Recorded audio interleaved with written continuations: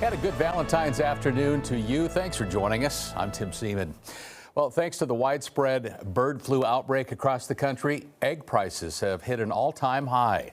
The Ag Department now saying the virus has forced many large farming operations to euthanize their entire flock. KCAU-9 Washington correspondent Jesse Tenner today reporting on how Congress plans to help protect more farmers from the same fate. The details in our top story at 5. There are no eggs. We don't have eggs. A nationwide shortage of eggs is ruffling feathers in Congress. Oh, those eggs have hit an all-time high of $8 a dozen. And lawmakers say there's one main reason for the steep prices. The bird flu continues to ravage agriculture across the country. The U.S. Department of Agriculture reports farms across the country have had to kill more than 40 million birds, mostly egg-laying chickens, since December to limit the spread of the bird flu virus. We only get between 5 and 10% of whatever we order. I've never seen it like that before. Democrats and Republicans want to help all poultry farmers recover, so grocery stores and their customers are not left empty-handed. When avian influenza is detected on a farm, the farm is quarantined and the birds are taken out of production. But Purdue University professor Joe Balakta says all farms within a certain distance of an outbreak must pause operations. And right now, only those farms with positive tests in their flocks receive federal dollars from the USDA for support, while lawmakers debate legislation to change that. We are looking at every possible scenario. Newly sworn-in Agriculture Secretary Brooke Rollins says to expect a response to the bird flu from the Trump administration soon.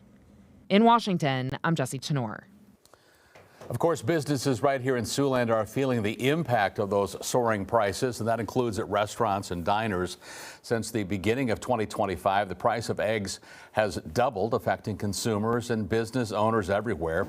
The owner of Brightside Cafe here in Sioux City telling us that eggs are a popular menu item there, but the owner saying that she will probably have to start making some cuts.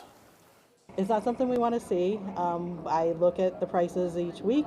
And when I put in my truck order and try and decide, how much I need to order and what I need to order, and looking around to see if there's somewhere else that's cheaper to get the eggs.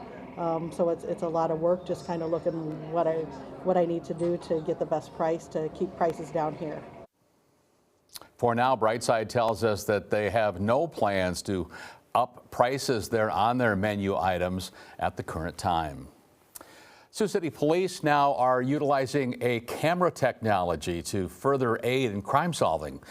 It's called Flock LPR cameras, or license plate reader cameras. Local police say that they've been using them here in Sioux City since July of last year. Now, they're used in high traffic areas to read license plates of cars and trucks, other vehicles, to generate leads, find missing persons, and find crime suspects. If the cameras prove effective, we're told they hope to get more of those installed in the city. What we want to do is really use this first year with the cameras to establish the validity or the effectiveness. And if we do that and they end up being a really powerful tool, then I think it would be a logical step that we'd probably try to seek to expand the program. Currently, Sioux City has 8 of those Flock cameras in use and is in the process of getting 4 more permitted for use in Sioux City. Well, after a school year that was full of setbacks, a Siouxland principal is now the Iowa High School Principal of the Year. Nicole Roeder of Rock Valley Community Schools is the high school principal there. She received the honor earlier this week. As part of that, she'll be honored coming up. That all comes after receiving her bachelor's degree in education at the University of Northern Iowa. She then went on to earn a master's degree in education from Viterbo University. Roeder has served as high school principal, meanwhile, in Rock Valley since 2009. The honor comes after Roeder helped lead her community through last summer's historic flooding. Flood damage delayed the start of the school year, with many classes being displaced into temporary buildings. Fortunately, many of the classrooms have been repaired, and the district says that it's hoping to have all rooms completed by the end of this school year. Seems like it's been a long time ago since we had those record flood totals, and now we're talking about a frozen version of that. Definitely the case, especially with a band of snow we're keeping an eye on, Tim, that could be really affecting the weekend plans for Siouxland. Taking a look right now, you'll see that the temperature change across the region has been significant. Most of Siouxland gaining 10 to up to 20 degrees out to our east. Spencer, 20 degrees warmer than yesterday. Storm Lake, Denizen, and Esterville, 18 degrees warmer. Looking pleasant, but we're keeping an eye on the next few hours, as we'll be seeing that snow showers are on their way after midnight, really, for most of Siouxland. That could be substantial for some of southern and eastern portions of the viewing area. So make sure you stay tuned and stay weather aware over the next few hours. Tim?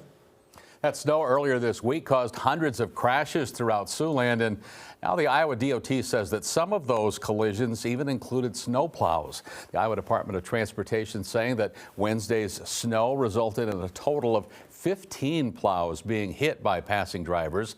That sets a new one-day record for equipment collisions during the winter season. The previous single record, in case you're wondering, came just a year ago. It was at 9. With 2 more months of winter weather ahead, officials at the DOT say they need to remind drivers once again to slow down when driving near those snow plows and to make sure you give those plows plenty of room when you need to pass. The Sioux City Public Library now set to introduce a new reading event for little ones coming up this year. For the 3rd Saturday of each month, the library is set to host Storytime en Español, Spanish story time for children who are immersed in the Spanish native language and want to learn more. The library will also be hosting a baby story time for babies up to 12 months old with their caregivers, of course. This literary experience will help babies engage and learn with rhymes, songs, as well as books. The event is set to take place there the 2nd and 4th Saturdays of each month. Well, Storm Lake man is feeling extra lucky on this Valentine's after winning $500,000 from a $50 scratch game. Keith Madsen won the 3rd top prize of $500,000 in the Iowa Lottery's Mega Bucks scratch game. Madsen purchased his winning ticket at a Casey's location on Milwaukee Avenue there in Storm Lake. He claimed his prize jackpot today at the Iowa Lottery headquarters that is based in Clive.